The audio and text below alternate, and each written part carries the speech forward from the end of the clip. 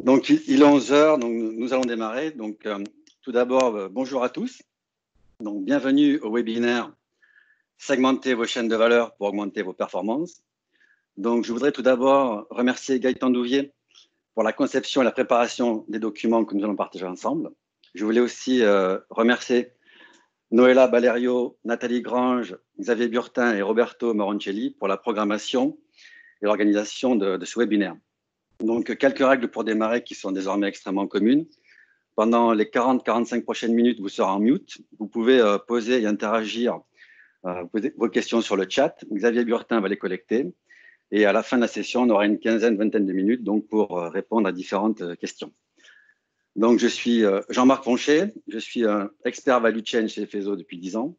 J'ai mené une quinzaine de missions en value chain dans différentes sociétés et différents secteurs. Et je tenais à dire que je suis ravi et très honoré d'être avec vous pendant cette heure. Alors, pour démarrer, je voudrais partager avec vous ce graphe. Donc, ce graphe qui représente donc une forme en courbe, en forme de crosse de hockey avec une nette accélération sur la fin. Et en fait, sur ce graphe, ce que l'on va voir, c'est que c'est le nombre de fois où des expressions ont été mentionnées dans des publications de résultats trimestriels de grandes sociétés. Donc, on va découvrir les mots qui ont été le plus fréquemment mentionnés récemment. Donc, déjà, le mot new normal. Donc là, c'est un mot on a entendu au moins des millions de fois, à tel point que on ne va pas tarder à être désuet. Le mot unprecedented, qui veut dire que probablement, on vit une époque sans précédent depuis au moins la Deuxième Guerre mondiale. Aussi le mot disruption, qui connaît une envolée fabuleuse depuis le Covid. Alors le mot disruption, il était déjà fréquemment employé par le passé, mais il connaît vraiment une très forte envolée, parce que vraiment les gens s'attachent à dire qu'il y aura vraiment une période avant Covid et une période après Covid. Après, ce qui est un peu plus inquiétant, c'est qu'on va aussi souvent mentionner safety for our people. Donc, de façon un peu humoristique, dès qu'on commence à parler de notre sécurité, on peut commencer à s'inquiéter parce que ça veut vraiment dire que le problème est bien plus gros que prévu. L'ensemble de ces mentions donc, dans les publications industrielles nous prépare à une nouvelle qui est celle-ci et qui vient donc du cabinet McKinsey, qui a réalisé une étude et qui a réalisé cette étude très fréquemment et qui nous montre que 60% des sociétés anticipent des baisses de profit dans les 6 prochains mois. Donc, c'est un record absolu. Ça n'a jamais existé dans les enquêtes McKinsey. C'est vraiment de très loin le taux le plus fort d'inquiétude sur les profits dans les 6 mois. On peut quand même aussi remarquer que 25% des sociétés, elles, par contre, anticipent une hausse. Et ici, il y a déjà une petite lueur d'espoir, parce que bien entendu, les acteurs du e-commerce vont connaître une hausse, mais pas seulement. Il y aura d'autres opportunités aussi pour d'autres entreprises. Et 15% des sociétés ne se prononcent pas. Donc tout ça, concrètement, ça veut dire qu'il pèse une pression et une anxiété très, très forte sur les sociétés, tout d'abord, parce qu'elles ne savent pas si elles vont être capables de réaliser leur budget, elles ne savent même pas si elles vont être capables de faire des profits, et pire, certaines n'ont aucune idée de si elles vont être capables de survivre.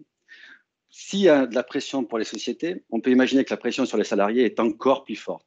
Il faut noter que déjà, avant le Covid, 80% des personnes dans le monde salarié se posaient déjà des questions sur la pérennité de leur emploi, compte tenu des transformations en cours telles que l'intelligence artificielle, l'automatisation et la robotisation. Donc le Covid ne va faire qu'accélérer cette angoisse.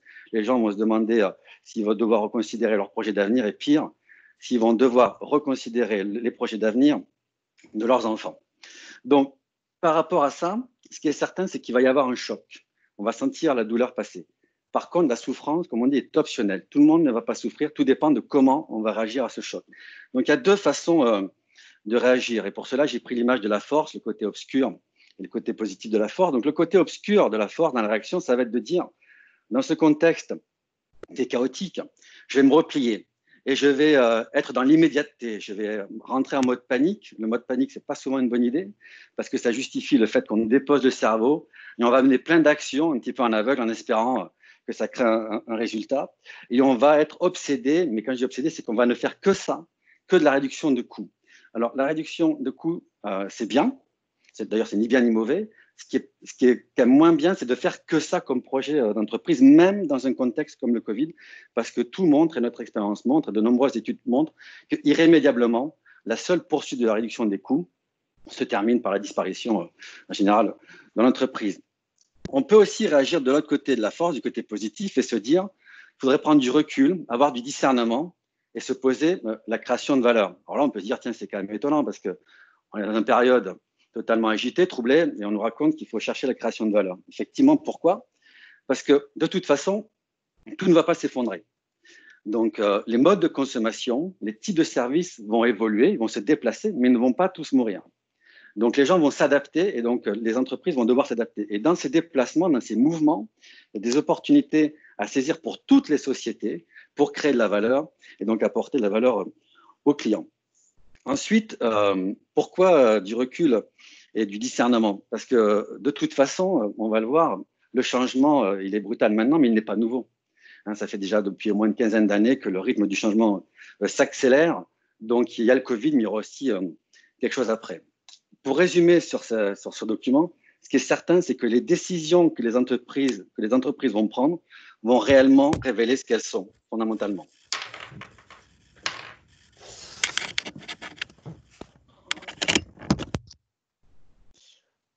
OK.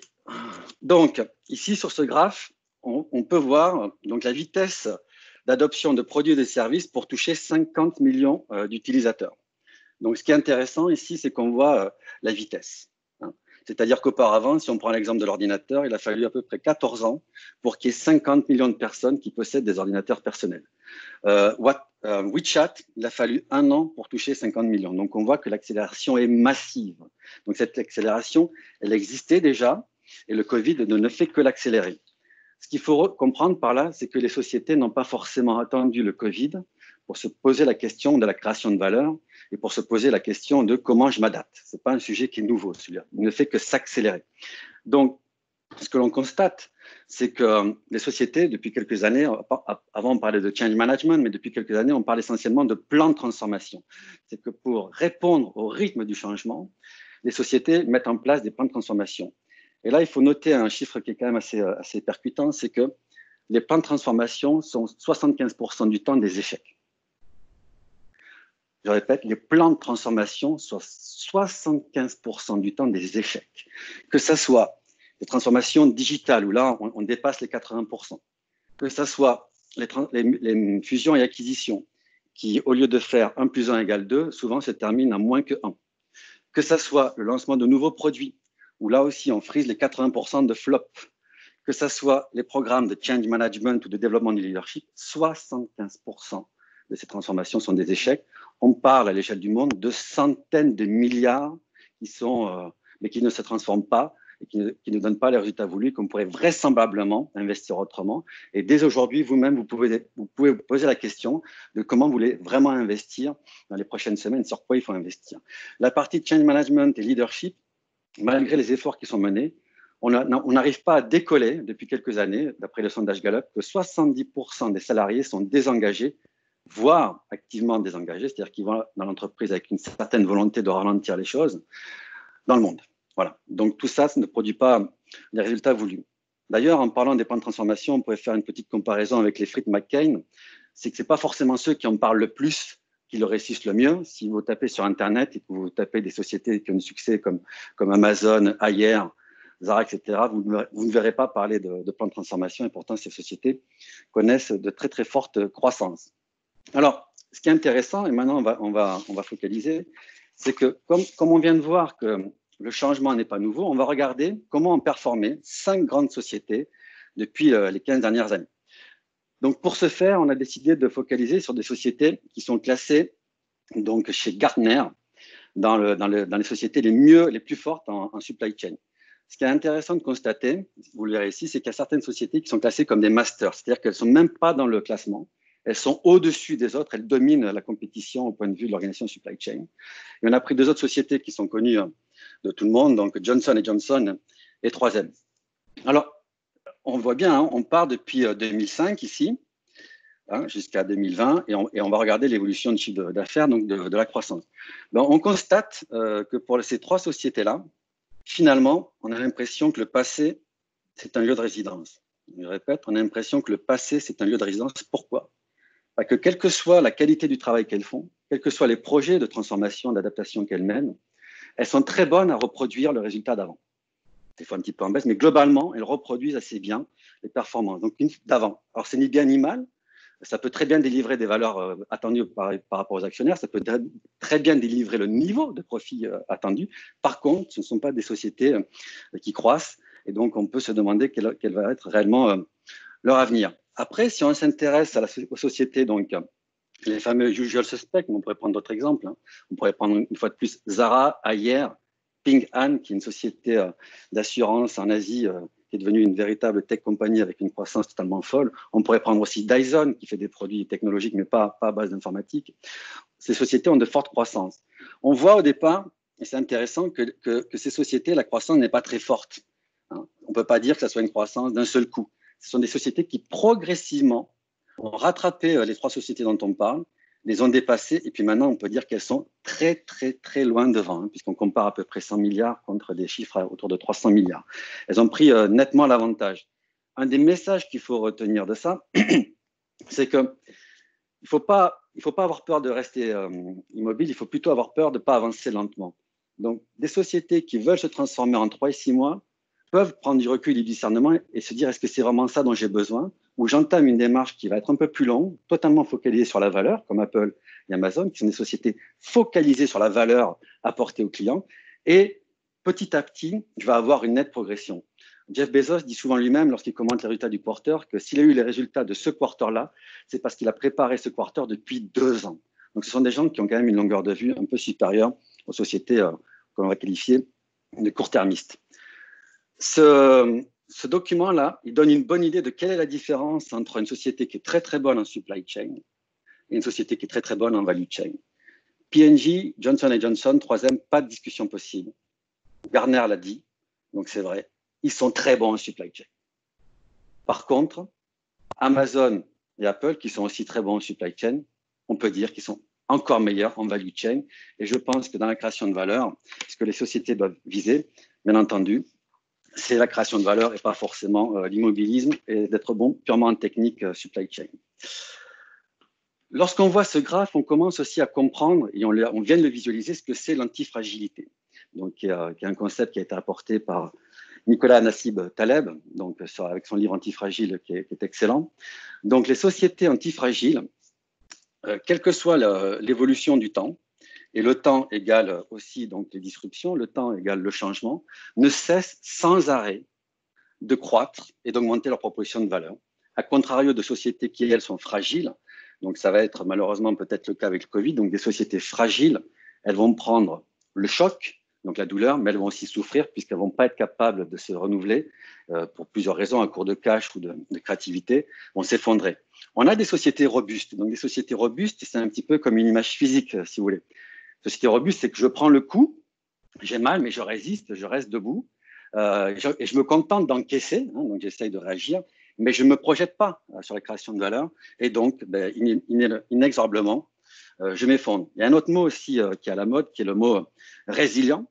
Donc résilient, c'est bien, c'est la capacité non seulement, c'est pas encaisser physiquement, mais ça encaisser mentalement. Donc des sociétés qui vont absorber le choc vont aussi avoir un réflexe de dire je peux quand même tenter de me renouveler. Il y a peut-être d'autres voies, mais si cette voie n'est pas suffisamment orientée sur la valeur, de toute façon, elles connaîtront le même destin que notre compagnie. Elles sont amenées à disparaître, en tout cas à être diluées. Donc une des clés de l'antifragilité, on vient de le voir avec ce qu'il y avait avant, c'est clairement la création de valeur, j'insiste, pour le client, parce que le revenue, c'est bel et bien ce que les customers ont payé. Hein, c'est bel et bien ce que vous encaissez. Ce n'est pas forcément les valeurs délivrées à d'autres membres d'entreprise, c'est vraiment ce que d'abord les clients vous payent. Ça paraît évident, mais c'est bien de le rementionner.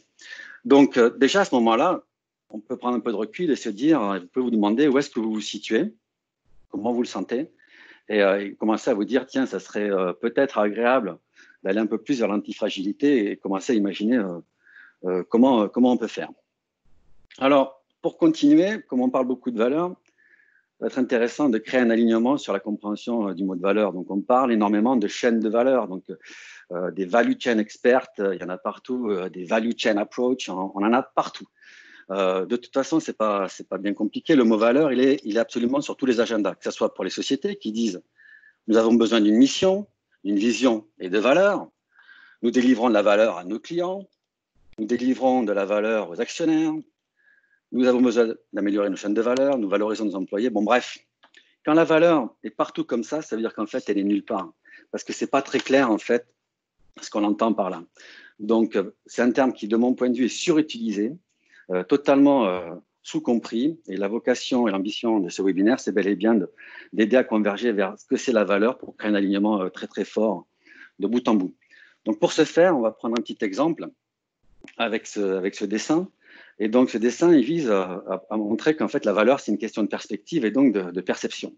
Donc, qu'est-ce qui se passe? Ici, on a des parents qui sont donc extrêmement enchantés d'acheter un manège à leur petit bébé avec des jolis animaux qui sont extrêmement beaux. Ils se disent, mais franchement, c'est fabuleux. On a vraiment fait un cadeau qui est top. Et en fait, ce qu'il faut comprendre, c'est que ce cadeau, il leur fait plaisir à eux.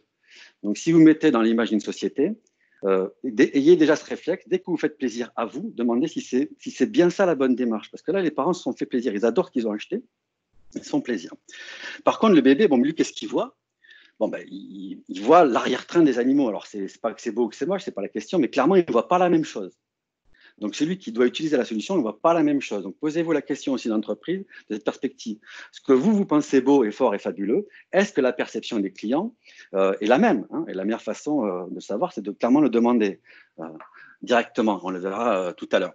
Donc, c'est une question de perspective. Par contre, cette perception, elle a un impact réel, hein. Ici, c'est un exemple qui est marrant, mais on pourrait prendre des exemples, par exemple, dans le travail. Ça vous est sans doute arrivé dans le travail d'avoir un collègue qui reçoit une promotion, et au moment où il reçoit la promotion, vous vous dites, mais c'est pas possible. Comment ça se fait que cette personne ait une promotion? Pourquoi vous demandez ça? Parce que vous, dans votre perspective, votre perception, vous avez peut-être l'impression que cette personne n'apporte pas de valeur, qu'elle n'est pas douée, qu'elle ne fait pas son travail, qu'elle est politique. Bon, bref, peu importe, c'est votre perspective. Mais dans la perspective du management, cette personne mérite une promotion. Mais c'est un impact réel. Parce que ce n'est pas vous qui l'avez cette promotion, ce n'est pas vous qui avez cet avancement. Donc, il y a des conséquences. Ce n'est pas juste un jeu de l'esprit. La perception est une réalité qui va vous impacter. Et la perception de vos clients est une réalité qui vous impacte. Et donc, vous devez vous préoccuper avant et après tout. Avant, je dirais surtout avant toute autre chose.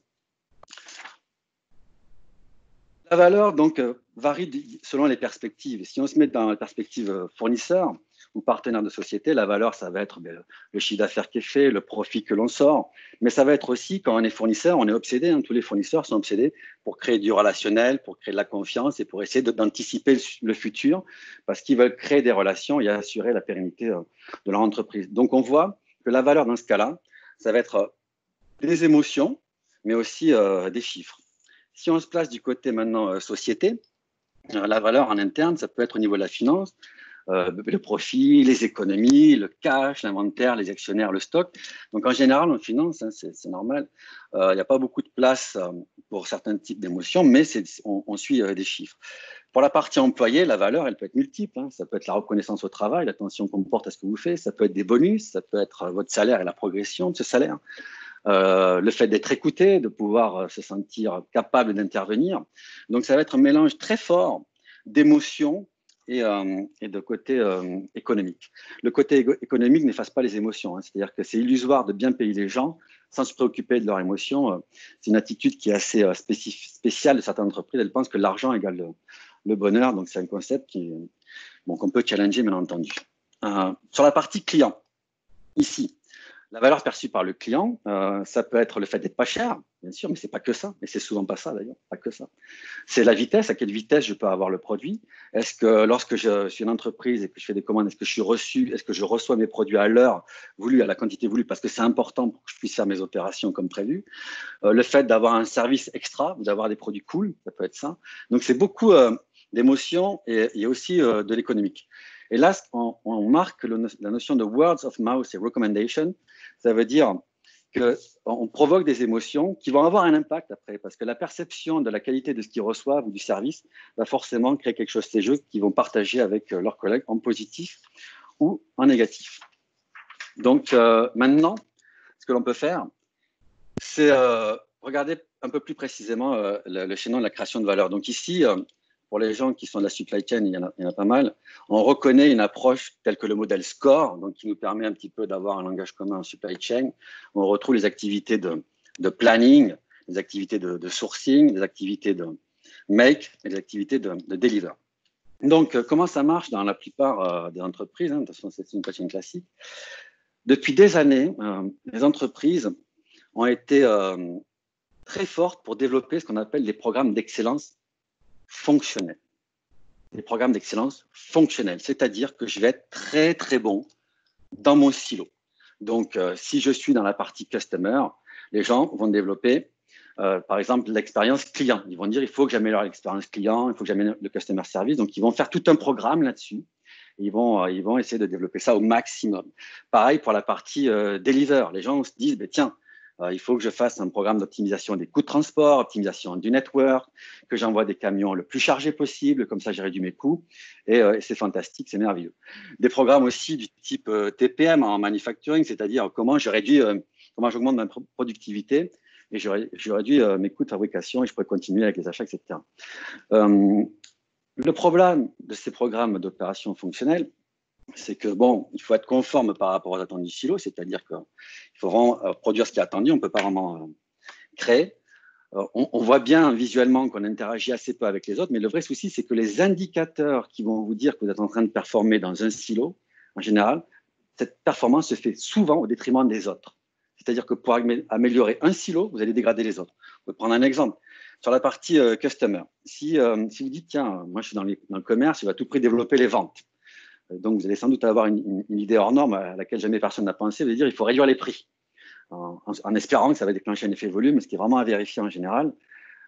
Baisser les prix, ça va forcément impacter la marge et vraisemblablement, ça va mettre la pression dans la chaîne et pourquoi pas sur le manufacturing pour réduire leurs coûts et pourquoi pas sur les achats pour réduire leurs coûts. Ou bien vous allez lancer une promotion, pareil, pour attirer des ventes, mais la promotion, en fonction de la façon dont vous la gérez, peut perturber votre supply chain. S'il a été mal, on peut programmer, déstabiliser le tout. Pareil pour la partie deliver. Donc, si un deliver, vous êtes très, très bon pour remplir les camions, ça peut se faire au détriment du client parce qu'il y a des clients qui veulent être livrés rapidement. Et pendant que vous attendez que vos camions soient complets pour les expédier, vos clients n'ont pas le produit. Ou bien, il y a beaucoup de sociétés qui fonctionnent aussi avec des tournées et des jours dédiés de transport, ce qui est bien. Par contre, ça peut des fois être au détriment de clients qui sont en recherche de vitesse. On peut prendre aussi l'exemple du manufacturing. En manufacturing, donc le fait de vouloir baisser ses coûts, en général, ça incite les sociétés à demander beaucoup plus de forecasts précis. Pourquoi?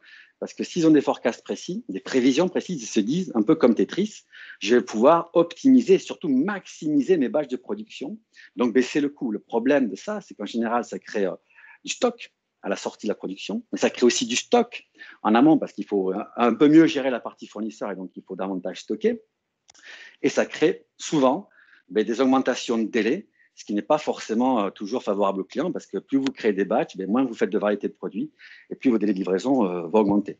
L'exemple sur les achats serait pareil, plus on veut réduire les coûts, plus peut-être on peut alourdir la supply chain parce qu'on va être tenté d'acheter très très loin en disant de toute façon je vais réduire les coûts. Donc si on achète loin, ça veut dire délai, donc il me faut encore plus de prévisions pour stocker et pour avoir des prix bas, mais ça peut être au détriment de la réactivité et du coût total. Voilà. Donc aujourd'hui, il faut faire simple et il faut chercher à tout synchroniser.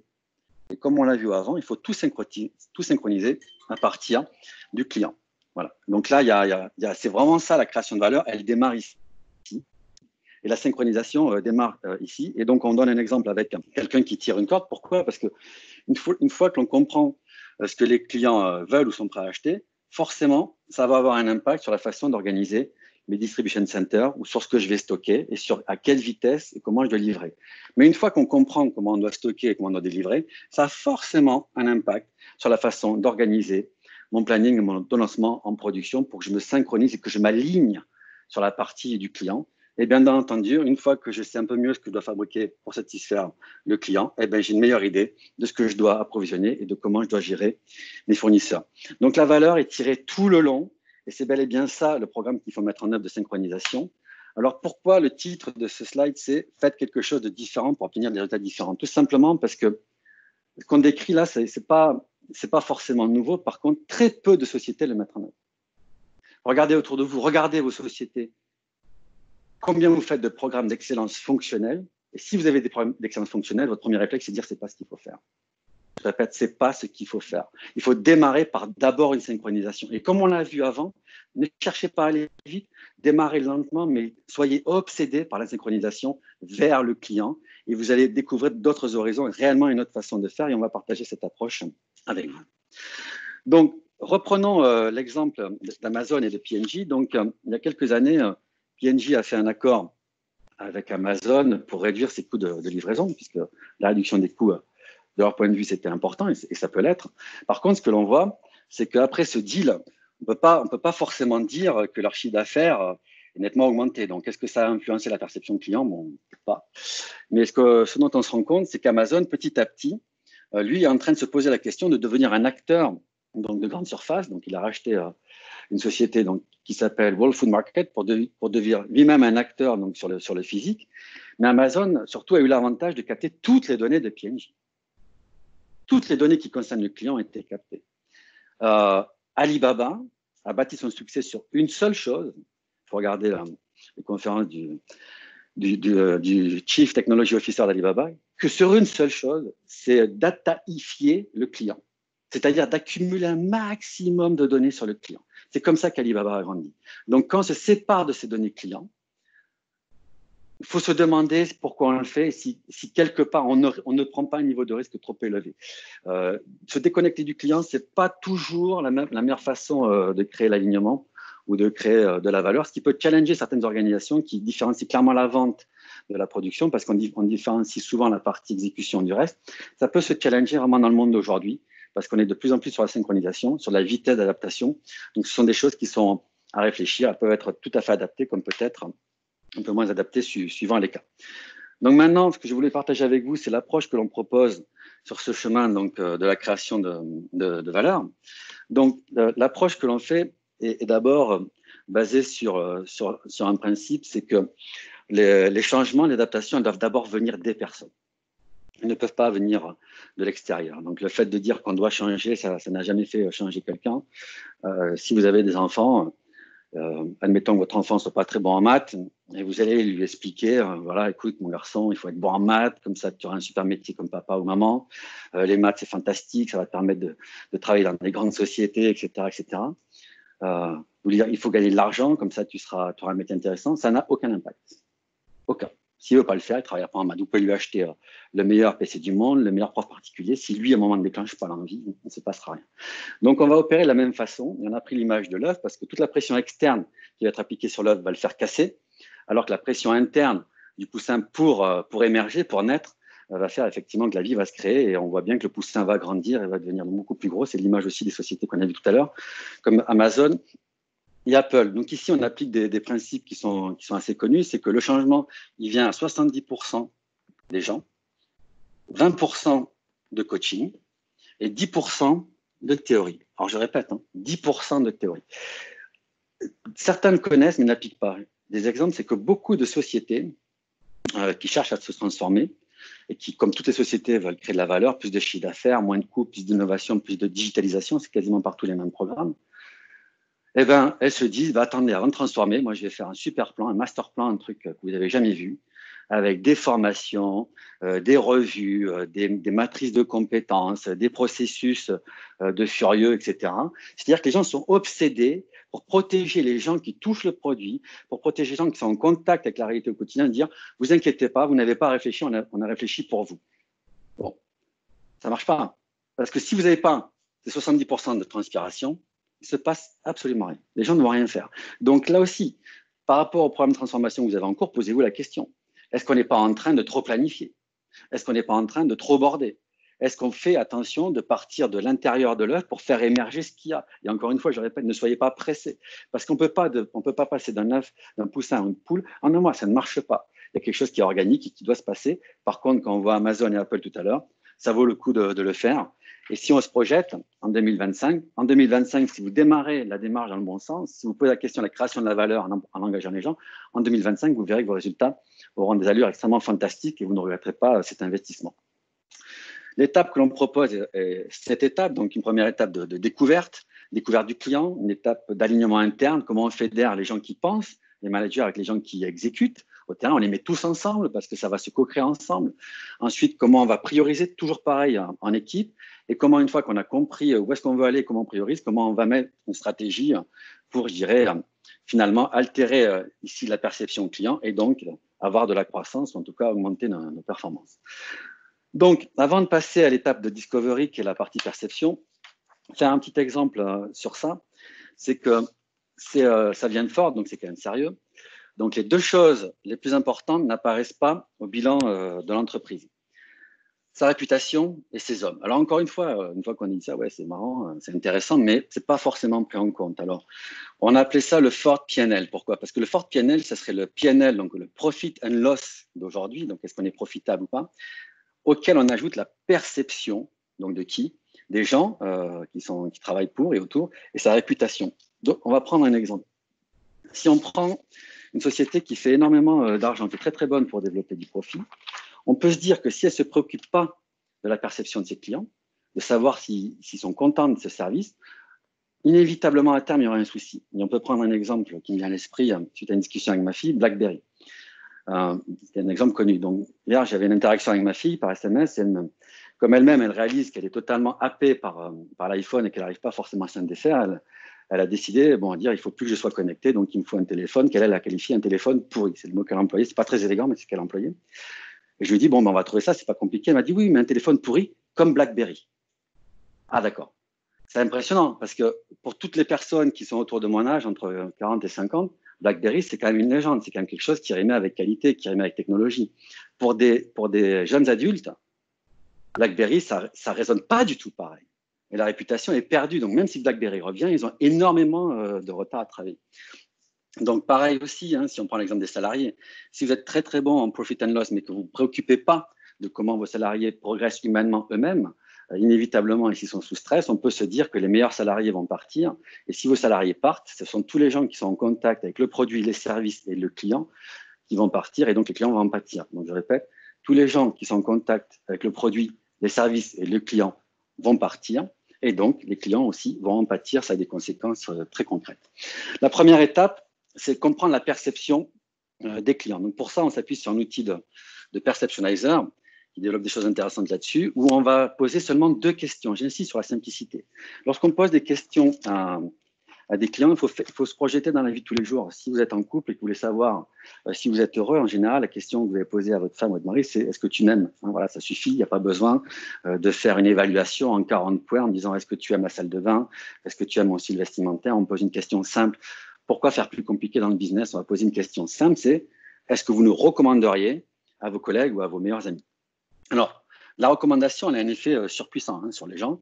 Donc, suivant la source Nielsen and Roper, c'est qu'elle va forcément déclencher du bouche à oreille et déclencher des achats. Donc, si on prend un exemple, voilà, vous décidez de partir à New York, vous n'êtes jamais allé à New York, donc vous êtes quelqu'un de très studieux, de très organisé, très processé.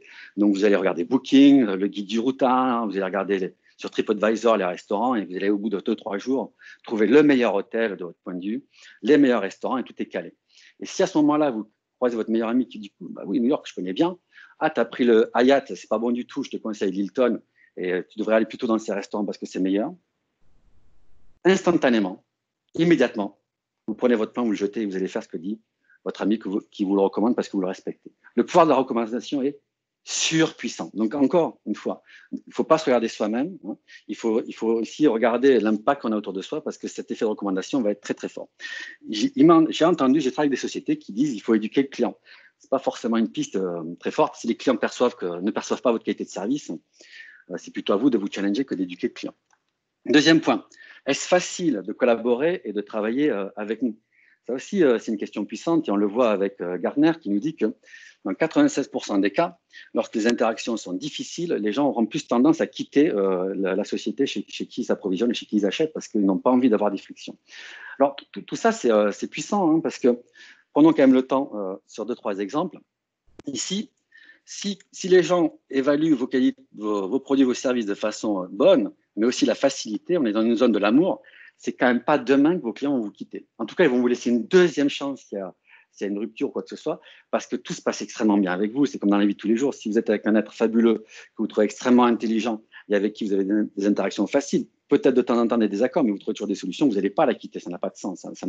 Pareil pour un employé qui est bien dans sa peau et qui a des interactions faciles ne va jamais partir. Ce n'est pas une question d'argent. Par contre, si on se met à cette extrémité ici, les gens adorent le produit, ils trouvent que la marque est forte, mais ils trouvent que c'est très difficile de collaborer avec vous. Donc là, vous ouvrez la porte à des concurrents qui vont un jour s'occuper de vos clients. Pourquoi?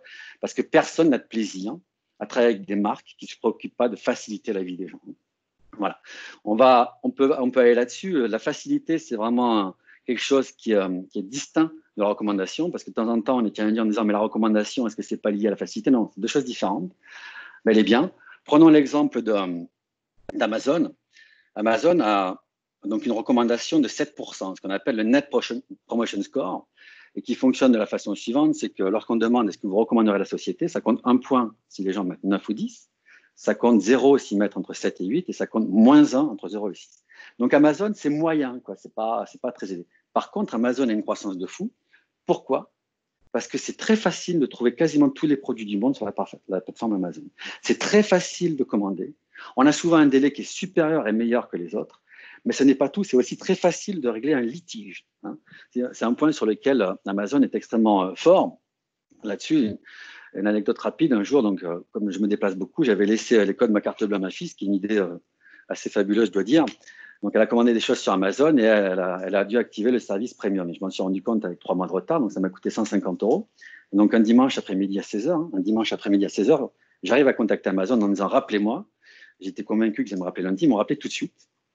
Je leur ai expliqué mon cas. Je ne manquais pas d'air parce que c'est ma faute. Je suis adulte et j'ai laissé mon enfant mineur à l'époque faire une commande.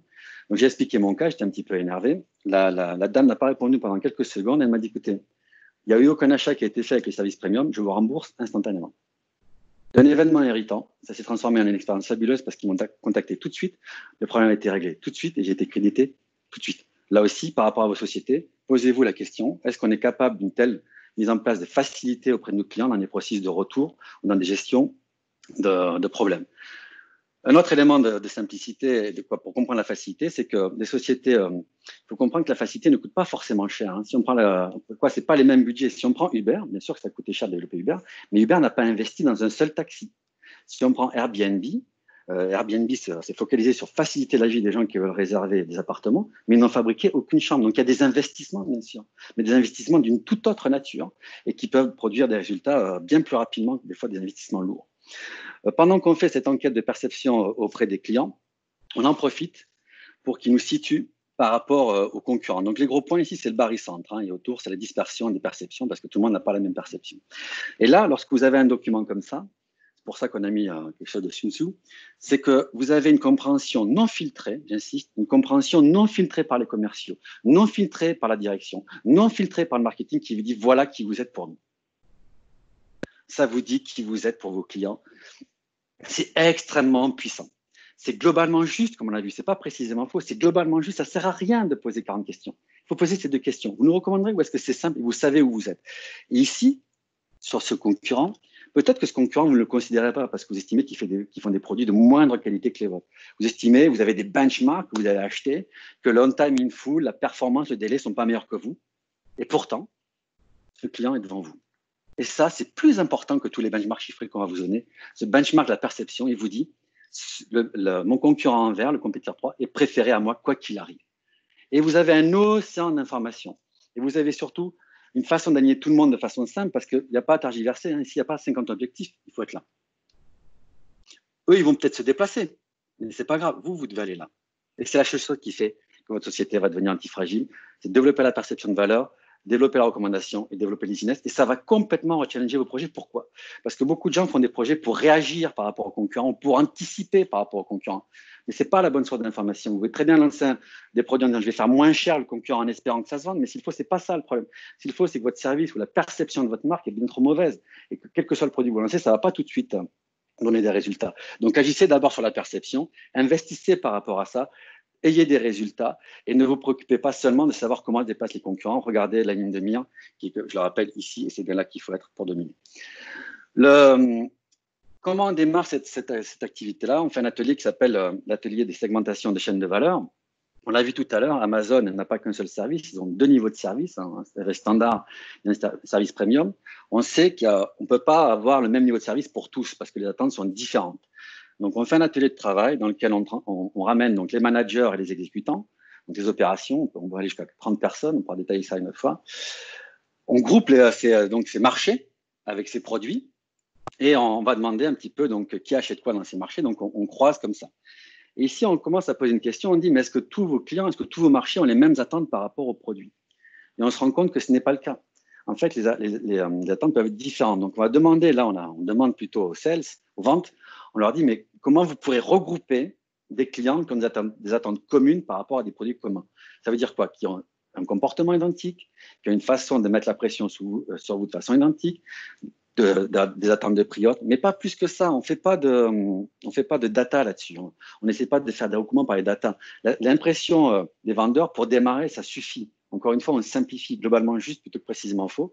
Et on va voir apparaître des chaînes de valeur. Ici, ça veut dire que pour ces produits 1 et 2, les clients 1, 2, 3 et 4, ils ont les mêmes attentes, les mêmes besoins, les mêmes façons de se comporter avec nous. Et vous voyez tout de suite qu'on crée une arène de compétitivité. C'est plus une compétitivité sectorielle, c'est plus une compétitivité par catégorie de business, c'est une arène de compétitivité. C'est bel et bien ce qui se passe aujourd'hui dans le business. Plein de sociétés sont disruptées par des gens qui n'avaient rien à faire à voir avec ce business au départ, qui étaient complètement étrangers à ce business. Et donc, on n'a plus de compétitivité sectorielle, mais on a des arènes de compétitivité. Et c'est bien comme ça qu'on veut visualiser les arènes de compétitivité. Donc, on crée ces différentes chaînes de valeur. Et on commence donc totalement sur la perception. Un petit détail, une petite astuce pour en savoir plus, pour nous contacter, c'est que on ne se préoccupe pas de votre réseau physique. On ne se préoccupe pas de où sont vos entreprises. Ce n'est pas le problème, c'est la perception client qui compte. Ça viendra après. Dans un premier temps, on dit quelle est la perception client et le réseau physique, la réalité, ça viendra un peu plus tard. Voilà.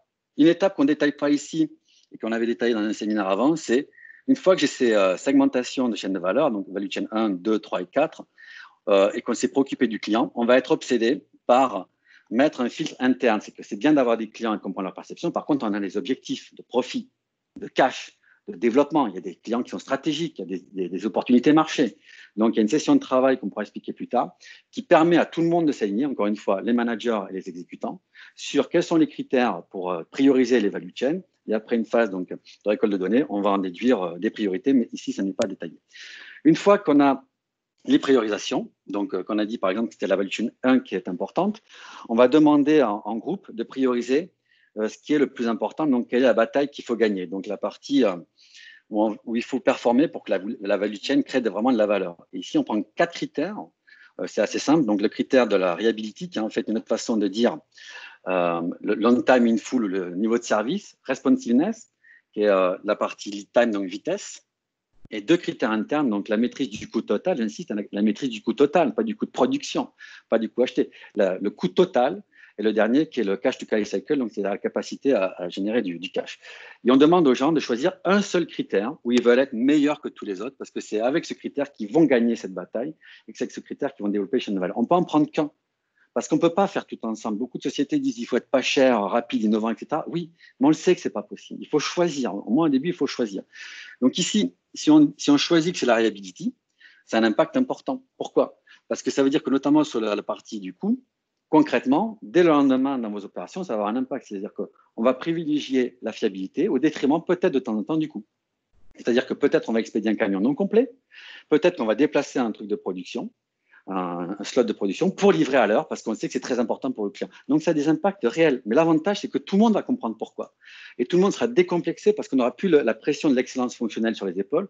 On aura l'impression de la synchronisation et de la valeur client. Donc, les gens vont accepter et être heureux de pouvoir collaborer pour créer de la valeur client. On pourrait faire le même exemple pour les coûts. Si les coûts deviennent très importants parce que c'est essentiel, ça veut dire aussi qu'on ne va pas expédier lorsque le camion n'est pas plein. On va attendre que le camion est plein, quitte à ce qu'on livre en retard, c'est pas grave. Ou bien on va attendre que la production est finie, quitte à livrer en retard, c'est pas grave parce qu'on privilégie d'abord le coût. Donc ça a des impacts extrêmement forts et dans ce cadre-là, le commerce comprendra aussi pourquoi il n'a pas un niveau de service, mais ce n'est pas grave parce qu'il y a une décision qui s'est faite stratégiquement pour aligner tout le monde sur les attentes de ces chaînes de valeur.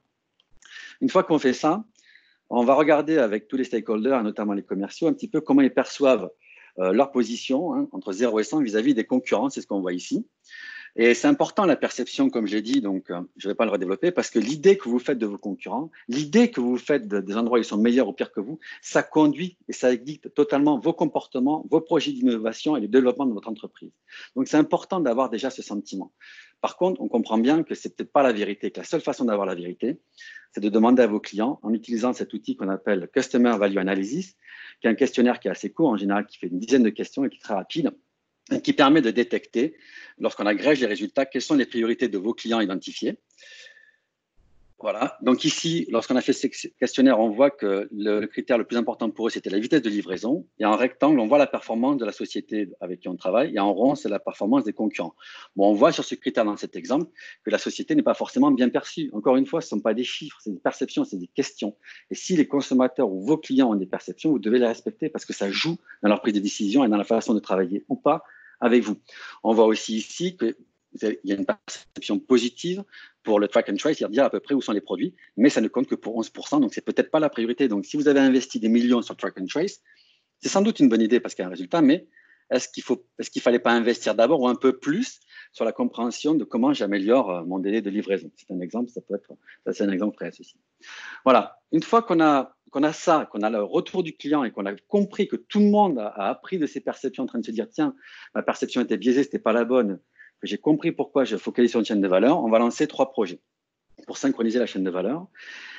Et ces projets, on pourrait aussi les appeler le Connectivity Protocol. Pourquoi? Parce qu'au-delà des projets, ce qu'il faut voir, c'est que la volonté acharnée et l'obsession, c'est de connecter les gens de l'entreprise tout le long. C'est-à-dire qu'il n'y a pas le choix, il faut lancer ces 3 projets. On ne peut pas lancer qu'un projet Business Rules, on ne peut pas lancer qu'un projet Supplier ou Planning, il faut lancer les 3. Steve Jobs le disait à sa façon. Donc, la créativité, c'est la façon de faire connecter les choses ensemble. Hein. C'est ce qu'on appelle connecting the dots. La créativité, donc, c'est juste être capable de connecter les éléments. Donc, lancer des projets de nouveau en mode silo, ça n'a aucun intérêt. On va lancer des projets sur les 3 plans. Donc, un projet sur la partie vente pour comprendre les attentes de clients en termes de délai, de relations et de perception. Ça, comme on l'a vu tout à l'heure, ça va forcément un impact. Donc, avec toujours cette semaine sur la partie planning, comprendre un petit peu comment il faut s'adapter à ça et comprendre comment on peut améliorer notre planification au quotidien et sur le long terme aussi. Et ça va avoir un impact aussi sur la gestion des fournisseurs. On va devoir se raligner par rapport au type de fournisseur qu'on doit avoir, au niveau de performance ou autre. Voilà. Donc, on lance ces 3 projets d'un seul coup. Une fois qu'on fait ça, on va suivre, on va mettre des capteurs, soit à l'expédition, soit dans le distribution center, dans différents endroits de l'entreprise pour mesurer une performance. Donc, ça peut être l'on time in full, ça peut être l'adhérence au planning, ça peut être autre chose. Et on va essayer d'amener les gens à penser différemment, c'est-à-dire à ne pas voir les indicateurs de cette façon-là, où ici on se dit waouh, c'est super, et ici c'est pas bien. On va essayer de les aider à détecter ce qu'on appelle des pertes, donc tout ce qui est en rouge. Les pertes, en fait, c'est tout ce qui vous empêche d'avoir la performance voulue. Cette méthode de compréhension des pertes, elle est très classique dans le manufacturing, elle est totalement maîtrisée depuis plus de 50 ans avec comment je mesure l'efficacité d'une machine. Est-ce qu'il y a des pannes? Est-ce qu'il y a de la maintenance corrective, la maintenance préventive? Est-ce qu'il y a des manques de ressources, des manques de matière? C'est totalement bordé, normalisé. Ça l'est pas du tout en supply chain. Je répète, ça l'est pas du tout en supply chain. Vous n'avez pas une normalisation des pertes sur les différents points critiques d'une société pour comprendre ce qui se passe exactement. Donc, on installe ça. Et on installe ça avec les gens directement. On ne fait pas de catégorisation en amont, on ne fait pas de formation spécifique en amont. Boum, le lendemain, on démarre direct avec les gens du business, du planning et du supplier. Et on se dit, qu'est-ce qui fait qu'on n'est pas l'objectif? Essayer de catégoriser. Donc, on les engage. Forcément, ils ont peur. Mais les gens, ils ont besoin d'avoir un petit peu peur parce que c'est à eux, un moment, de prendre la main. Il faut qu'ils soient capables de s'exprimer, quels que soient les freins qu'ils ont, quelles que soient les excuses du passé en disant « on m'écoute jamais », mais si, maintenant, on va t'écouter, parle. Je n'ai pas le droit. Si, tu as le droit. Tu as le droit, on te donne le droit. Tu as plus d'espace que tu crois. Tu dois donner un petit peu ta compréhension du problème. Alors, ça peut faire peur. Il peut y avoir un flottement, mais on voit que lorsque les gens commencent à se connecter, à comprendre, et ça, c'est sans aucune méthodologie précise au début, les pertes se réduisent. Et pour les quelques pertes, si on prend la perte en bleu qui reste, on a des méthodologies d'amélioration ciblées qui permettent de virer ces pertes et donc d'améliorer les résultats.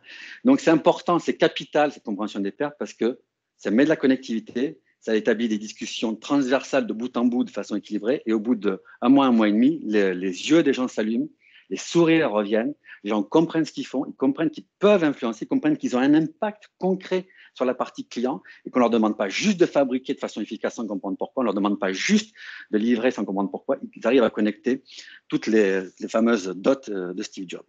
Voilà, une fois qu'on a fait tout ce travail, bien sûr qu'il faut passer à la mise en échelle. Là, on a fait un zoom sur une value chain, on a très fortement ciblé, mais maintenant, il faut passer à une étape différente. Donc ça, c'est le système de gouvernance qu'on appelle le système antifragile, qu'on ne va pas détailler. Ce qu'on a vu aujourd'hui, c'est comment je mesure la performance au quotidien et les pertes. Ce qu'on a vu aujourd'hui, c'est comment je capte les perceptions et j'essaie d'anticiper des priorisations. Et ce qu'on a vu aujourd'hui, c'est comment je récupère les infos de mes clients et comment je me compare et comment je priorise par rapport à certains critères.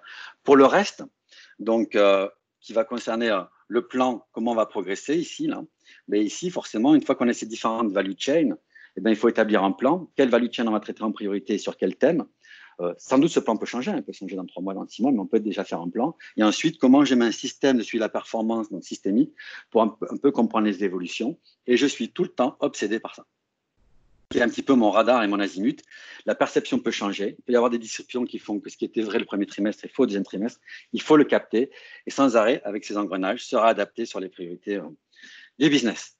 Voilà, donc les résultats qu'on obtient sur une value chain ciblée, en général, c'est à peu près ça ordre d'idée. Donc, une augmentation forte de la recommandation client. On a beaucoup de témoignages où les clients écrivent en disant « Tiens, on a vu un changement, ils ne savent pas forcément qu'on est en train d'intervenir, mais ils écrivent en disant « Il y a quelque chose qui a bougé ». Un engagement beaucoup plus fort des employés. Normal, on vient de le voir pourquoi. Baisse des délais de 30%, diminution du coût total de 15%. Mais au-delà de ces chiffres, qui sont toujours intéressants, on gagne beaucoup plus que ça. Et on gagne pour beaucoup plus longtemps que ça. On gagne parce que les gens prennent du plaisir. Les gens commencent à comprendre ce que veut dire l'autonomie. Parce que l'autonomie, on en parle, mais c'est quoi? Mais l'autonomie, c'est se poser des bonnes questions. L'autonomie, c'est discuter avec mes collègues, accepter le fait qu'on ne sait pas. Et on met cette culture du on ne sait pas, on va découvrir. Je répète, on installe cette culture de on ne sait pas, on va découvrir. L'ennemi, c'est de croire qu'on sait. Donc, si on installe une culture où les gens ont le droit de ne pas savoir, de demander, de petit à petit apprendre, ils vont aller vers l'autonomie et on va créer de la confiance au sein de la société. Et ça, je peux vous dire que ça va se ressentir chez vos clients. Et ça va créer de la valeur. Et ça va surtout faire, comme on l'a dit au début, que vous allez devenir antifragile et robuste dans le temps et par rapport aux évolutions qui vont s'affronter à vous. Donc, une fois qu'on en est là, la vraie question pour influencer votre futur, la question qu'on peut se poser maintenant, c'est, d'après vous, quelles sont les chaînes de valeur sur lesquelles vous devez vous concentrer et démarrer? C'est quoi qui est le plus important pour vous? Et ce que j'ai voulu essayer de véhiculer, donc c'est ici pour ça qu'on voit les dates vers le futur, démarrer maintenant. Comme le dirait quelqu'un que j'aime beaucoup qui s'appelle Gunther Pauli, ayez l'impatience de démarrer et la patience d'avoir des résultats. Je répète, ayez l'impatience de démarrer et la patience d'avoir des résultats. Démarrez demain matin. Posez-vous les questions des chaînes de valeur. Challengez votre plan de transformation. Qu'est-ce que les clients pensent de nous?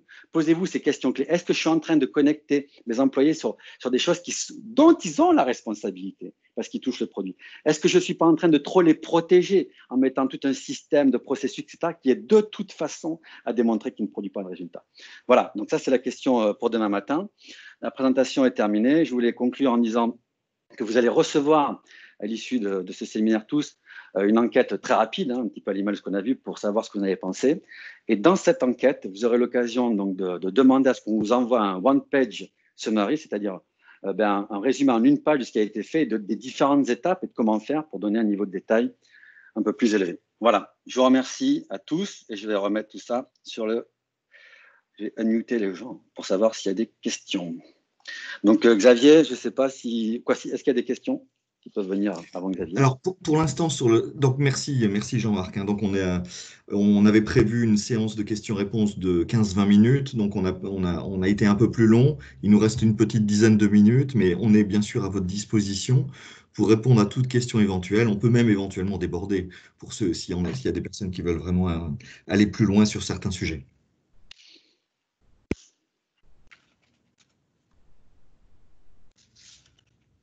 Alors, c'est la première question qui est la plus dure, donc je vous propose de passer à la deuxième directement.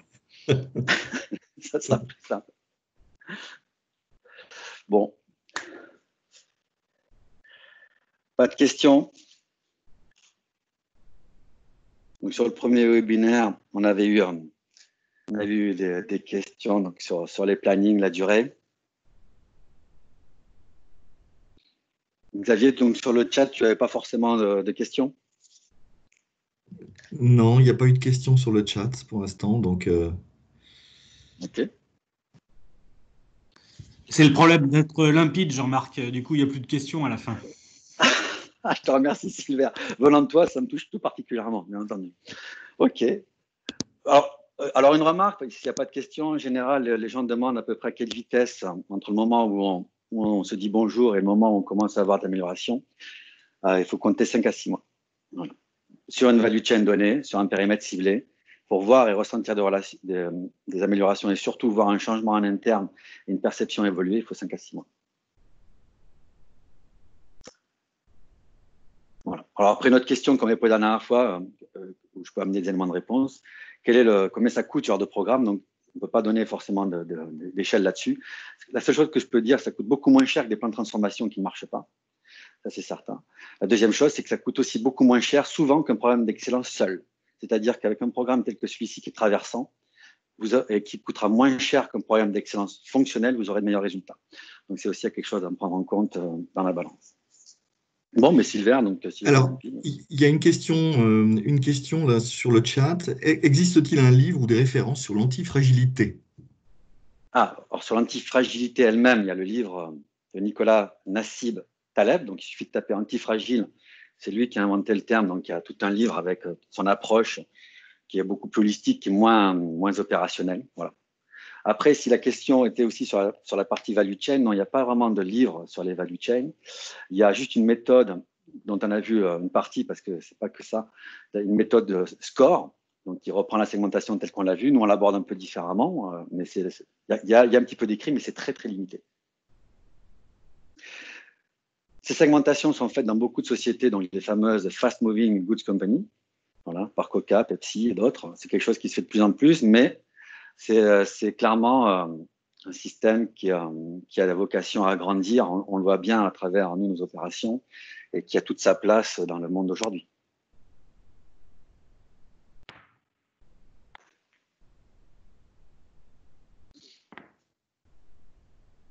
Très bien. Donc, Xavier? Écoutez, oui, s'il n'y a pas d'autres questions, on va peut-être s'arrêter là. Donc, n'hésitez pas, à toutes les personnes présentes à ce webinaire, n'hésitez pas, vous avez nos coordonnées, à nous poser des questions complémentaires sur...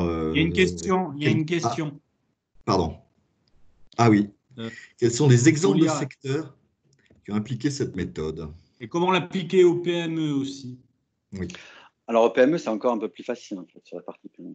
Donc, les secteurs, donc, on a fait ça dans le monde du transport pur et dur, on a fait ça dans le monde donc, de food and beverage, donc agro, on l'a fait dans le monde agro, on l'a fait dans le monde de la distribution de produits de matériaux, dans le monde de la distribution de produits un peu plus technologiques que du matériau. On l'a fait aussi pour des sociétés très, très industrielles du type paper and forest, donc de papeterie. Donc, ça s'applique dans tous les secteurs parce que il y a souvent des fois une question qui revient, est-ce que c'est B2B, B2C? C'est exactement pareil en fait. On pourrait le développer un peu plus loin. Dès que vous avez des clients, il y a de la perception et donc on a intérêt à comprendre cette perception et tous vos clients, même s'ils sont B2C, n'ont pas forcément les mêmes attentes et ce que essaye de détecter Amazon. Et ce qu'il faut surtout capter, c'est la recherche effrénée de création de valeur et de ne pas perdre de vue ce compas qu'on a vu sur la perception pour savoir comment on évolue.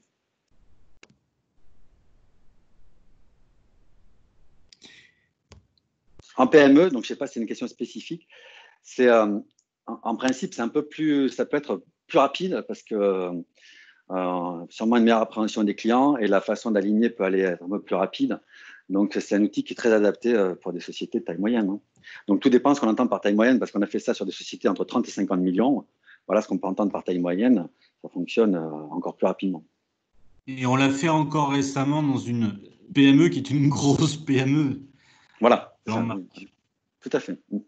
Intech, pour ne pas le citer. Ah, d'accord. Donc, très bien. Mais écoutez, Xavier, je te laisse conclure. Non, il y a encore des questions qui arrivent. Hein, d'accord. Ah oui. Les freins éventuels, les résistances qu'on peut voir dans ce type d'approche, Jean-Marc. Alors, il y a une dynamique de la résistance. Donc déjà, c'est inutile de démarrer une segmentation de chaîne de valeur sans avoir la personne qui incarne, je dirais, la décision. Que ça soit un CEO, un PDG ou un directeur, un managing director, c'est pas la peine de démarrer. Ça sert à rien. Voilà, ça, c'est le premier frein. Pas la direction, on fait pas l'atelier, ça n'a aucune valeur parce que le but, c'est d'aligner tout le monde vers le haut. et notamment la direction, puisqu'elle doit prendre des décisions dans la phase de priorisation. Premier point. Deuxième chose, dans la phase de résistance, oui, comme on l'a vu, cette méthode, elle va très rapidement s'ancrer dans la réalité des salariés. C'est-à-dire qu'en général, lorsqu'on fait un truc comme ça, au minimum, on impacte entre 30 et 50 personnes en direct, et en indirect, 200, 300 personnes, voire plus.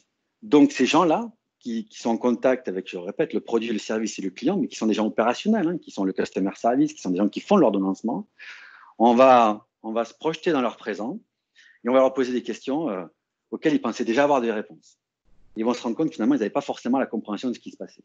Et donc là, ça peut effectivement, à un moment, résister, ce qui est tout à fait normal. Hein, c'est qu'on a la courbe de la transition que je peux dessiner, qui est connue, c'est-à-dire qu'au début, lorsqu'on fait le projet, forcément, comme on met de l'énergie, c'est notre métier, les gens sont super contents. Et après, quand il faut commencer à faire, ils commencent à être angoissés. Puis après, petit à petit, ils vont remonter. Et ça dure en général 1 mois et demi, 2 mois grand maximum. Ça n'a jamais dépassé 1 mois et demi. Où les gens se disent, mais je ne comprends pas vraiment ce qu'on me demande. Je ne suis pas sûr, est-ce que c'est à moi? J'ai un peu peur. Mais bien entendu, notre travail, c'est de rester là. Et il ne faut pas craindre de mettre ces gens dans cette position d'inconfort. Pourquoi? Parce qu'il n'y a que 2 façons de susciter l'intérêt et aussi de progresser, c'est soit d'avoir peur, soit de faire quelque chose de nouveau. C'est les 2 seules façons. Quelque chose de dangereux et de nouveau. Et de toute façon, vous avez tous dans vos actions personnelles, les moments dans votre vie où vous êtes le plus amélioré, c'est quand vous en avez, entre guillemets, un peu chié. C'est-à-dire que vous avez souffert, on dit ce qui est souffert est appris. S'il n'y a pas de transpiration, il n'y a pas d'apprentissage. Donc, on ne pourra pas passer ça. Alors, le frein jusqu'à avoir du sabotage, non, on ne l'a pas vu, parce que l'alignement est tellement fort qu'en général, on arrive à avoir un noyau de gens qui sont très partants pour maintenir tout ça. Voilà. Ok, je reviens sur une question donc sur la phase de priorisation et de hiérarchisation des chaînes de valeur. Est-ce qu'elle nécessite une formation de type score? Non. Ou simplement peut-elle être basée sur la perception seule? Alors, peut-être pas tout le sens de la question, mais la phase de priorisation qui est faite sur score, effectivement, je vois, ça y est, maintenant je comprends la question. Donc, c'est une proposition, bien entendu, elle peut être adaptée, mais en première intention, on ne va pas chercher à récupérer, donc je pense qu'il y a un spécialiste, donc, pour expliquer, score va nous dire que pour la reliability, il faut avoir à tout prix le benchmark de ce qu'on appelle le perfect order fulfillment, c'est-à-dire est-ce que toutes les commandes sont livrées entièrement à la qualité et au délai, quoi, il y a la date voulue. Et Score préconise donc de faire un benchmark. Nous, on ne le fait pas du tout. On l'a fait, encore une fois, on a un intérêt très, très minime pour les raisons qu'on a expliquées, qui sont totalement absentes de Score, bien entendu. C'est que le plus important, c'est la perception, la vôtre au début, parce qu'elle impacte vos priorités, mais surtout de vos clients. Et je pense que ce que l'on essaye de faire, ce qui marche le mieux, c'est, si vous voulez, il y a un truc qui est assez intéressant à voir, c'est qu'on est tous d'accord pour dire qu'on est dans un monde qui change de plus en plus vite. Il y a de nouvelles technologies tous les jours, il y a de nouvelles choses à apprendre. On ne peut pas tout apprendre. Et ce qui est paradoxal, c'est que par rapport à ça, des gens se disent qu'il me faut encore plus de process et plus de détails. Non, ce qu'il faut, c'est ce qu'on appelle un simplex. Il faut quelques règles simples pour gérer un monde complexe. Il faut quelques éléments de simplicité pour embarquer les gens. Parce que si vous voulez faire complexe dans un monde complexe, ça risque d'être compliqué. Donc, tout ce qui va constituer un frein à l'alignement et mettre du doute dans la qualité des données, on le met de côté parce que le plus important, c'est de connecter les gens et petit à petit, après, on voit. Et c'est le problème entre le benchmark. D'ailleurs, si on est obsédé pour comprendre ses concurrents à travers tous les détails, leur performance, leur TRS, leur machine, on perd du temps parce que c'est pas ça la question. La question, c'est nous, qu'est-ce qu'on fait pour avancer, qu'est-ce qu'on fait pour progresser. Donc, la réponse, non, on ne fait pas la partie benchmark en cotisant pour score. On le base sur la perception, mais surtout la perception client. Ok, on a une autre question sur la durée moyenne d'une mission. Alors, tout dépend de ce qu'on entend par mission. Donc, j'ai donné un premier élément entre le premier instant où on se voit et l'instant où on a des résultats, ça prend 6 mois.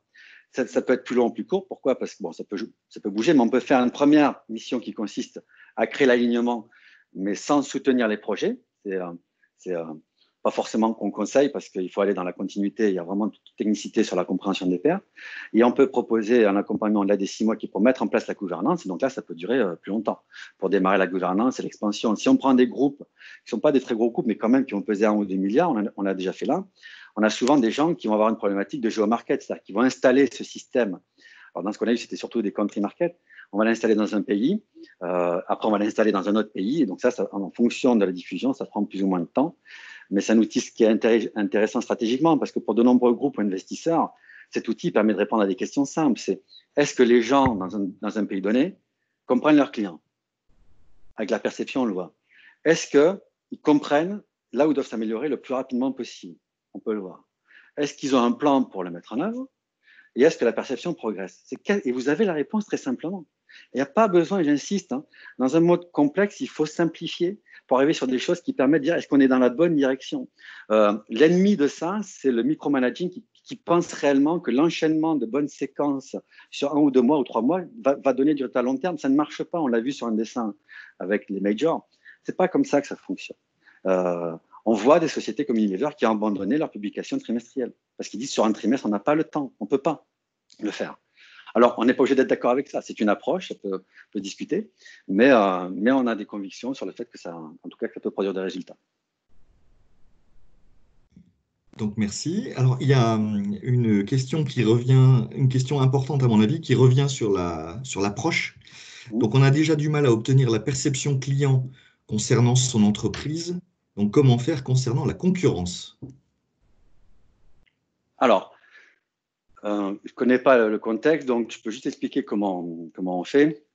Donc, sur les clients, alors, il serait intéressant de savoir si c'est B2C ou B2B. B2C, effectivement, ça augmente un peu le niveau de complexité parce que les gens ne vont pas forcément répondre. Mais là, alors, je vais repartir du début. Donc, on pose les deux questions de est-ce que vous nous recommandez, est-ce que c'est facile? Alors, en B2B, le taux de succès est supérieur à 85%. C'est-à-dire que lorsqu'on envoie une enquête qui est très courte, parce que franchement, il faut 2 clics, les réponses viennent en général très rapidement. Il n'y a pas de souci, dans les 2 jours, on obtient des réponses. Ça peut paraître bizarre, mais c'est arrivé, je crois, que sur un seul cas où on a eu un peu moins de réponses que d'autres. En général, lorsqu'on connaît bien son marché, qu'il y a des concurrents qui sont connus, les gens n'ont pas réellement de problème à vous donner cette information. C'est une perception, ça ne les engage à rien. Alors là, il peut y avoir plusieurs réactions. Des gens vont dire « Ah oui, mais forcément, ils vont aggraver les choses pour montrer qu'on est mauvais. » Sincèrement, pas autant que ça. Et de toute façon, ça ne tient pas dans le temps, cette approche. Si vous voyez systématiquement que quelqu'un vous dévalorise au détriment des autres, mais vous allez écarter ce résultat. Donc, pour donner un autre exemple, on l'a fait avec une société, donc, je ne vais pas nommer, mais dans le domaine de la boisson, on l'a fait avec 1000 clients. Voilà, on a eu les réponses en 3 jours. C'est simple, donc ça va très vite. Hein. Et c'est, comme je dis, c'est pas filtré, c'est pas crypté, c'est immédiat. Donc les gens le font. Donc je ne sais pas si tu as fait la réponse. La deuxième chose, quand on le fait en B2C, le taux de succès peut être un peu moins. Par contre, ce qui est important dans le B2C, et vous allez énormément apprendre, c'est que déjà, sur ces 2 questions qui ne sont jamais posées ensemble, ceux qui vont répondre auront peut-être un message à vous faire passer, donc que vous allez bien accueillir ou pas. Et deuxième chose, c'est que pareil, sur la partie concurrent, ils ne vont pas forcément se gêner pour dire ce qu'ils pensent. Donc, j'espère que j'ai bien compris la question, mais c'est en général, nous, de notre expérience, des enquêtes on n'a pas de problème. Ce qui pose beaucoup plus de difficultés, c'est d'avoir des enquêtes très longues avec beaucoup de questions. Alors, si la question, c'était l'enquête qu'on appelle Customer Value Analysis, ça, c'est autre chose. C'est sur quelques clients ciblés, sur lesquels on a une enquête que l'on fait en principe en physique, donc maintenant, c'est un peu plus difficile. Mais donc là, c'est essentiellement en B2B où ça peut être avec un panel de consommateurs, mais il y a une organisation. Et là, pareil, que 95% du temps, les gens acceptent. Ils sont plutôt contents de l'entretien parce qu'encore une fois, on reste sur un niveau à peu près de simplicité et on pose les bonnes questions. Je me permets d'expliquer. Ce qui agace vos clients et ce qui agace des fois les clients particuliers, c'est quoi? C'est qu'on pose les mauvaises questions. Vous prenez Air France vous envoie une enquête et vous dit est-ce que vous avez aimé l'accueil? Est-ce que vous trouvez qu'il y a des bons produits, etc. Est-ce que vous trouvez qu'on a l'air? Mais c'est pas ça la question. C'est pas ça la question. Est-ce que vous aimez Air France? Est-ce que c'est facile? Basta. Et tous ceux qui ne sont pas dans le bon truc, vous leur demandez mais qu'est-ce que vous avez à nous dire? Il ne faut pas faire un questionnaire où vous voulez que les gens vous flattent. Ou plus vicieux, un questionnaire qui va descendre une activité que vous pensez qui est faible. Donc faites des choses beaucoup plus simples, beaucoup plus intelligibles. C'est une recommandation que l'on fait, mais que l'on voit dans les gros acteurs comme EasyJet qui fait ça, bon, et tous les autres, Amazon bien entendu, etc.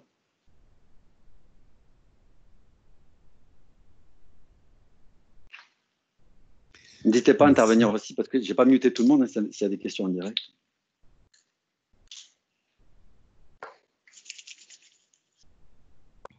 Ok. D'autres questions sur le fil? Non. Ok.